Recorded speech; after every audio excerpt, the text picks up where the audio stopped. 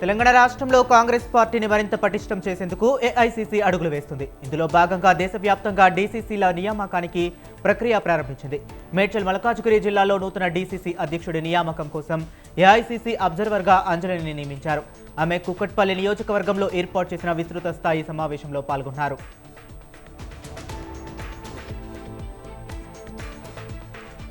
Congress AP అధ్యక్షురాలు షర్మిల వ్యాఖ్యలను BJP నియోజకవర్గ ఇన్ఛార్జ్ పివి కృష్ణారావు ఖండించారు. హిందువుల సొమ్ముతో హిందూ దేవాలయాలు నిర్మిస్తే నష్టమేంటని ప్రశ్నించారు.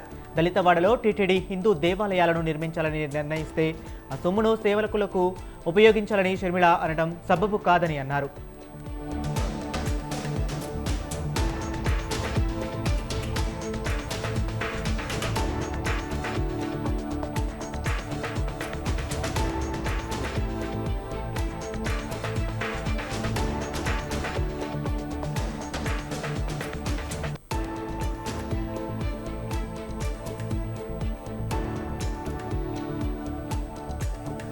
తాము రాజన్న గుడి అభివృద్ధికి వ్యతిరేకం కాదని బీజేపీ సిరిసిల్ల జిల్లా అధ్యక్షుడు రెడ్డబోయిన గోపి అన్నారు.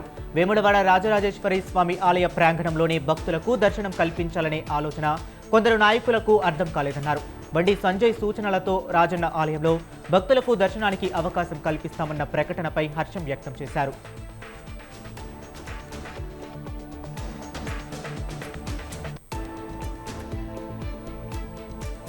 ములుగు జిల్లాలో అమానుష ఘటన చోటు చేసుకుంది. ఏటూరి నాగారం మండలం గోగులపల్లికి చెందిన వృద్ధ దంపతులు నరసయ్య, పద్మలపై ముగ్గురు వ్యక్తులు దాడికి పాల్పడ్డారు.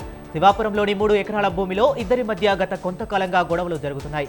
భూమిలో ముగ్గురు సాగు చేస్తుండగా వృద్ధ దంపతులు అడ్డుకోబోయారు. ఈ క్రమంలో తమకు సీతక్క అండ ఉందని చంపుతామంటూ దాడి చేశారని దంపతులు వాపోయారు.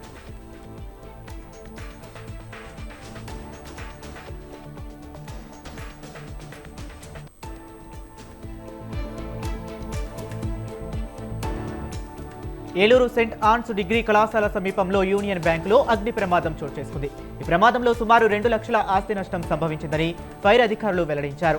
ఉదయం యూనియన్ బ్యాంకులో మంటలు చెలరేగి దట్టంగా పొగలు వ్యాపించాయి.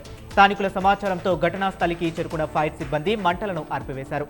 నగదు, బంగారం, డాక్యుమెంట్స్ లాకర్లలో భద్రంగా ఉన్నాయని మేనేజర్ ఖాతాదారులకు చెప్పడంతో ఖాతాదారులకు ఊరట లభించింది.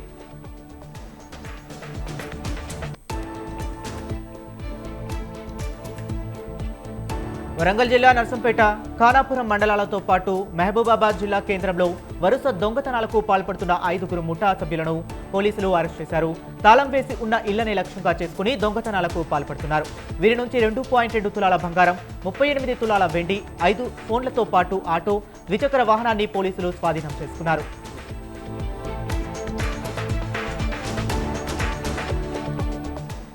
సికింద్రాబాద్ రైల్వే స్టేషన్లో ఎస్టీఎఫ్టీ టీం, సిఐ నాగరాజు సిబ్బంది కలిసి తనిఖీలు నిర్వహించారు. రైల్వే స్టేషన్ ప్లాట్ఫారం 10 పైన అనుమానంగా ఉన్న సంచిని పరిశీలించగా అందులో కేజీ 600 గ్రాముల గంజాయి చాక్లెట్స్ ఉన్నట్లు గుర్తించారు. గంజాయి చాక్లెట్లను తీసుకువచ్చిన వ్యక్తి ఎక్సైజ్ పోలీసులను చూసి పారిపోయాడు. పట్టుకున్న గంజాయి రాకెట్లను సికింద్రాబాద్ ఎక్సైజ్ స్టేషన్లో అప్పగించారు.